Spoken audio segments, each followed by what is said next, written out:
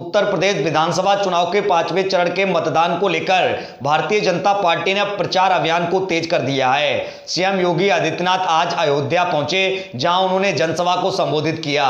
इस दौरान सीएम योगी ने कहा कि हमारी सरकार एक हाथ में छड़ी और दूसरे में बुलडोजर की स्टीयरिंग लेकर चलती है। और क्या कुछ का सुनिए। क्या ये काम बबुआ कर पाते? जो लोग राम भक्तों पर गोली चलाते थे, क्या वे राम मंदिर का निर्माण करते? जो लोग अयोध्या में राम मंदिर पर ताला मरवाते थे, क्या वे राम मंदिर का निर्माण करवाते? कौन राम मंदिर का निर्माण किया है? भारतीय जनता पार्टी की डबल इंजन की सरकार, प्रधानमंत्री मोदी जी के मार्गदर्शन में जो कहा वो करके दिखा दिया। अब तो कोई संदेह नहीं है ना, अयोध्या में राम मंदिर के निर्माण में कोई संदेह? और केवल मंदिर का निर्माण ही नहीं हो रहा है, अब तो अयोध्या दुनिया की सुंदरतम नगरी के रूप में स्थापित हो रहा है। पूरी अयोध्या को इसका लाभ होगा, पूरे अयोध्या जनपद को नाम होगा। हमने इसीलिए नामकरण भी अयोध्या कर दिया है। पहले लोग किस नाम से जानते थे? पहले लोग फैजाबाद के नाम से जानते थे। दुनिया हमें अयोध्या के नाम से जानती थी और हम अपना परिचय फैजाबाद के नाम से जानते देते थे। लेकिन हमने कहा नहीं नहीं, इस जनपद का नाम तो भगवान राम के साथ जुड़ना चाहिए और नामकरण भी हमने अयोध्या कर दिया। अयोध्या नामकरण हो गया ना। मुझे एक बात बताइए, 2017 के पहले प्रदेश में एक महोत्सव होता था और सैफई महोत्सव था। ठीक है, आप सही बोल रहे हैं, सैफई महोत्सव था। आयोजकों को स्वयं नहीं पता होता था कि यह आयोजन क्या है। उसमें न राग था, न रंग था, न भाव थी, न भाषा थी। और भाइयों बहनों, उन लोगों की स्वयं की समझ में नहीं आता था ये क्या हो रहा है। लेकिन आज जब महोत्सव की बात होती है तो अयोध्या के दीपोत्सव की बात जरूर होती है। होती है ना, हर घर में दीप जलता है ना, राम जी की पेड़ी दीपों से जगमगाती है ना, हमारी अयोध्या दीपों से जगमगाती है ना। और गरीबों के घर से आने वाली मिट्टी से जब दीपक बनता है तो उसकी भी आय बढ़ती है और अयोध्या दुनिया के अंदर चमकती है। घर क्या, यानी गरीब का घर भी रोशन होता है और पूरी अयोध्या की रोशनी से पूरी दुनिया अपने आप को जोड़ती है। भाइयों बहनों, नए भारत का यही नया उत्तर प्रदेश है। इस नए उत्तर प्रदेश में अयोध्या का दीपोत्सव, और होली आ रही है तो वृंदावन बरसाना का रंगोत्सव।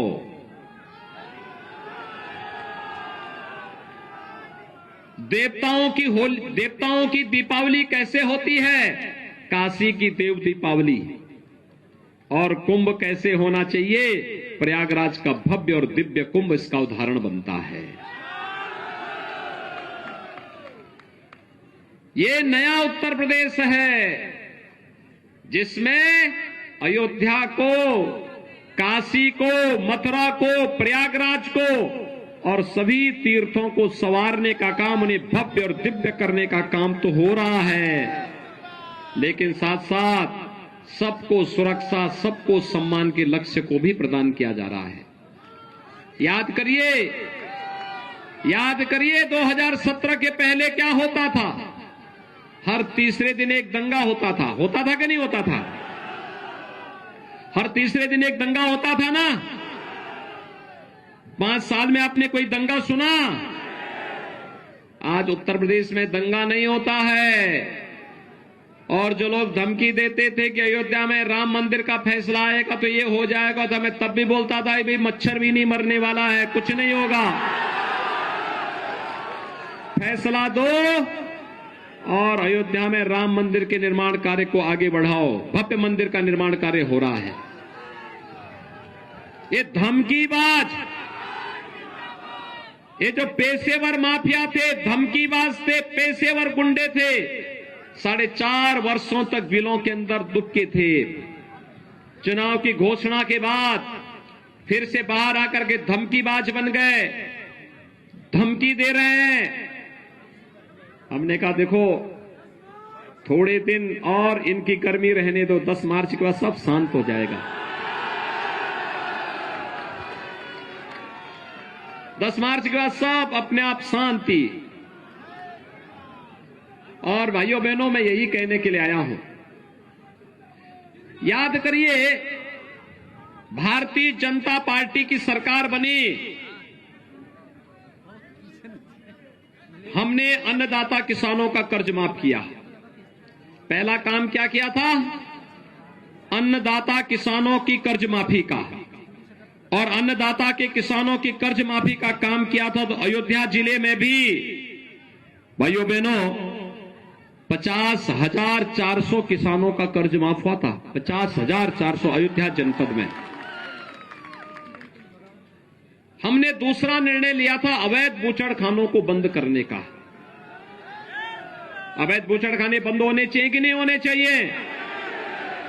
और हमारा निर्णय ही है, हम गौ माता को कटने नहीं देंगे, लेकिन अन्नदाता किसानों की फसलों को भी नुकसान नहीं होने देंगे। ये दोनों काम साथ साथ चलेंगे। अगर किसी कसाई को ये गलत फहमी होगी कि वह गौ कसी करके समाज में अव्यवस्था फैलाए, तो फिर उसको भी सोच लेना चाहिए कि सरकार पहले से निर्णय ले चुकी है कि अवैध बूचड़खाने नहीं चलेंगे। गौ माता को कटने नहीं देंगे, लेकिन अन्नदाता किसानों की फसलों को भी नष्ट नहीं होने देंगे। और इसीलिए सरकार ने तय किया है हर बेसहारा गाय के लिए गौशाला बनाएंगे। हर गौशाला को ऊर्जा के साथ जोड़ेंगे, प्राकृतिक खेती के साथ जोड़ेंगे। और भाइयों बहनों, जो किसान बेसहारा गायों की देखभाल करेगा, हर गाय पर हर महीने 900 रुपए उसको उपलब्ध कराएंगे।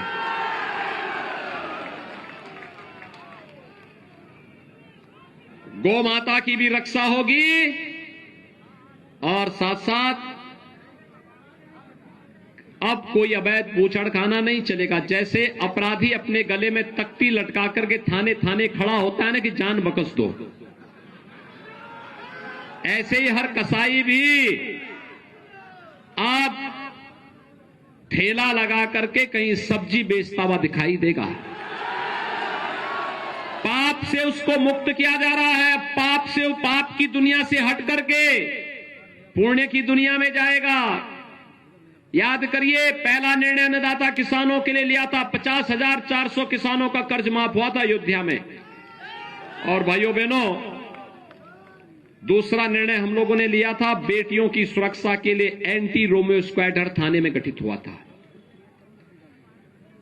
और तीसरा निर्णय लिया था अवैध बूचड़खानों को बंद करने का। याद करिए, समाजवादी पार्टी की जब सरकार आई थी, उसने पहला निर्णय क्या लिया था? आतंकवादियों को छोड़ने का। बीजेपी का हाथ अन्नदाता किसानों के साथ, बीजेपी का हाथ बेटियों की सुरक्षा के साथ, बीजेपी का हाथ गौ माता की रक्षा करने के साथ। लेकिन समाजवादी पार्टी का हाथ आतंकवादियों के साथ। याद करिए, अयोध्या में राम जन्मभूमि पर आतंकी हमला हुआ था ना, उन आतंकवादियों को छोड़ने का निर्णय किसने लिया था? लिया था ना। आज जब अयोध्या में राम मंदिर का निर्माण कार्य प्रारंभ हुआ है, अब बबुआ को भी याद आता है कि मुझे भी अयोध्या जाना चाहिए। पहले क्या बोलते थे कि अयोध्या में परिंदा भी पर नहीं मार सकता, बोलते थे ना। राम भक्तों पर गोली चलाते थे ना। क्या राम भक्तों पर गोली चलाने वाला व्यक्ति अयोध्या में, बीकापुर में, किसी मिल्कीपुर में कहीं वोट पाएगा? भाइयों बहनों, ये पाप कभी मत करना, कभी मत करना। राम भक्तों पर गोली चलाने वाला व्यक्ति अगर आपसे वोट मांगता है और भाइयों बहनों उसको सीधे सीधे जवाब देने की आवश्यकता है, जवाब देने की आवश्यकता है कि ये अयोध्या है। हां, हमने राम राज्य की परिकल्पना को साकार करने की बात कही। भाइयों बहनों, कोरोना कालखंड में आपने देखा होगा फ्री में टेस्ट, फ्री में उपचार और फ्री में वैक्सीन। कितने लोगों ने वैक्सीन ले ली है? सभी लोगों ने ले ली है। भाइयों बहनों, आपकी ये वैक्सीन कोरोना के खिलाफ देश की लड़ाई का प्रतीक है। आपने वैक्सीन ली, कोरोना की थर्ड वेव समाप्त। और समाजवादी पार्टी और कांग्रेस क्या कहती थी? कहती थी वैक्सीन नहीं लेना है, दुष्प्रचार करती थी और कहती थी ये मोदी वैक्सीन है, ये बीजेपी वैक्सीन है। अब उनको बताइए कि अगर मोदी वैक्सीन और बीजेपी वैक्सीन से जान बची है तो वोट भी यही जाएगा। कोरोना कालखंड में क्या सपा बसपा कांग्रेस के नेताओं का ने किसी ने हालचाल लिया था? सांसद और विधायक तो हमारे हालचाल लेने के लिए आए होंगे, भाजपा के पदाधिकारी आए होंगे और मैं स्वयं अयोध्या 3 बार आया था देखने के लिए। फ्री में उपचार भी दिया था, फ्री में टेस्ट की व्यवस्था की। ये वैक्सीन का पैसा तो किसी से नहीं लिया गया ना। समाजवादी पार्टी होती थी वैक्सीन को ब्लैक कर देती। वैसे ही आप मुझे बताइए, कोरोना कालखंड में 2-2 बार राशन सबको मिला ना हर महीने? राशन में भेदभाव तो नहीं हुआ? फ्री में राशन, सबको राशन। डबल इंजन की सरकार है, डबल डोज राशन। और राशन के साथ दाल भी, रिफाइंड तेल भी और 1 किलो नमक भी। मिला कि नहीं मिला? मिल रहा है ना। और सपा के समय में, बसपा के समय में, कांग्रेस के समय में सभी राशन खाद्यान्न माफिया खा जाते थे। खा जाते थे कि नहीं खा जाते थे? तब भी गरीबों को फ्री में मिलता था क्या? पैसा दे करके भी नहीं मिल पाता था। भाइयों बहनों, महामारी का इतिहास अगर आप देखेंगे तो जितनी मौतें महामारी से होती थी उससे कई गुना मौत भूख से होती थी। आज भूख से नहीं, बीमारी से भी अधिक से अधिक लोगों की जान को बचाने का कार्य हो रहा है। और भाइयों बहनों, भूख से भी किसी व्यक्ति को मरने नहीं दिया गया। प्रधानमंत्री मोदी जी के विजन के अनुरूप ये सारे कार्य हो रहे हैं और इसीलिए आज मैं आपके पास आया हूं आपसे कहने के लिए। हमने 43,50,000 गरीबों को एक एक मकान दिया और आपके अयोध्या जनपद में 48,400 गरीबों को एक एक मकान दिया है, एक एक आवास। क्या ये आवास समाजवादी पार्टी की सरकार में भी मिलते थे क्या? फ्री में बिजली मिलती थी क्या? 2017 के पहले बिजली आती थी क्या? तब बिजली की भी जाति और मजहब हुआ करता था। तब ईद और मुहर्रम आता था तो बिजली आती थी, होली और दीपावली आती थी तो बिजली नहीं आती थी। मानते हैं ना? तो जो लोग अन्याय करते थे, शोषण करते थे, गुंडागिर्दी करते थे, दंगा करते थे, आज वे लोग किस मुंह से वोट मांगने आ रहे हैं आपके पास? आप लोग जवाब क्यों नहीं देते उन लोगों को? वे गरीबों का मकान छीनते थे, गरीबों का शौचालय छीनते थे, बिजली नहीं देते थे, राशन नहीं देते थे, दंगा करवाते थे। और भाइयों बहनों, उन्हीं का उपचार करने के लिए हम लोगों ने कहा कि हमारा नौजवान बाहर न जाए। हर नौजवान को वर्तमान में टैबलेट और स्मार्टफोन बांटा जा रहा है। 1 करोड़ नौजवान को हम लोग टैबलेट और स्मार्टफोन दे रहे हैं प्रदेश में। समाजवादी पार्टी ने चुनाव आयोग को शिकायत कर दी क्या शिकायत की कि ये यूपी के नौजवानों को टैबलेट स्मार्टफोन नहीं बंटना चाहिए, और हमने तय किया है अभी तो 1 करोड़ दे रहे हैं, 10 मार्च के बाद 2 करोड़ नौजवान को देंगे। और इसका खर्चा यानी जो आप ऑनलाइन एजुकेशन के लिए, ऑनलाइन कंपटीशन की तैयारी करने के लिए, ऑनलाइन एग्जामिनेशन के लिए उपयोग करेंगे ना, इसका जो खर्चा डिजिटल एक्सेस का खर्चा आएगा, ये खर्चा भी नौजवान को नहीं भरना पड़ेगा, यह खर्चा भी सरकार भरेगी। क्योंकि हमने तो एक ही बात कही, सबका साथ और सबके विकास का। लेकिन जो नारा देते थे भाइयों बहनों, जो नारा देते थे सबका साथ और सैफई खानदान का विकास, आज जो सैफई खानदान को परेशानी है नौजवानों को मिलने वाली नौकरी से, उनको परेशानी है यूथ को मिलने वाली सुरक्षा से, उनको परेशानी है नौजवानों को मिलने वाले टैबलेट स्मार्टफोन से, बेटियों को मिलने वाली सुरक्षा से उन्हें परेशानी है, दीपोत्सव से उन्हें परेशानी है, राम मंदिर बनने से उनको परेशानी है। और भाइयों बहनों, ये जो विरोधी है ना, ये जितने परेशान हो चुके हैं, इन्होंने आपको तरसाया है राम मंदिर के लिए, आज इनको वोट के लिए तरसा दीजिए।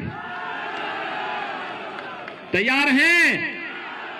10 मार्च को जब रिजल्ट आए, 27 फरवरी को चुनाव में ऐसा प्रयास करिए, 10 मार्च को जब परिणाम आए तो सपा के खेमे में केवल और केवल उनके चेहरे पर धुएं धुएं दिखाई दे, बाकी कुछ न दिखाई दे। तैयार हैं? भारी बहुमत से जिताएंगे। अब डॉक्टर अमित सिंह चौहान को एक डॉक्टर आ रहा है, सारी बीमारी का उपचार कर देगा। तैयार हैं? आज से घर घर जाकर के अमित सिंह चौहान बनकर के भारी बहुमत से विजयी बनाने में योगदान देंगे। भाइयों बहनों, अगर अयोध्या में 5 सीट भारतीय जनता पार्टी जीती है, 5 सीट भारतीय जनता पार्टी जीतती है, तो 325 का आंकड़ा हमारा पूरा हो जाएगा। 325 का मतलब एक दमदार और मजबूत सरकार होगी। आप मानते हैं ना, दमदार और मजबूत सरकार चाहिए या दुमदार और मजबूर सरकार? दमदार सरकार चाहिए ना, तो अयोध्या की 5 सीटों पर भारतीय जनता पार्टी जीतनी चाहिए। सभी लोग तैयार हैं? अमित सिंह चौहान को भारी बहुमत से विजयी बना के भेजेंगे, लेकिन इसकी पहली शर्त है चुनाव के दिन पहले मतदान और फिर जलपान। पहले मतदान सभी लोग।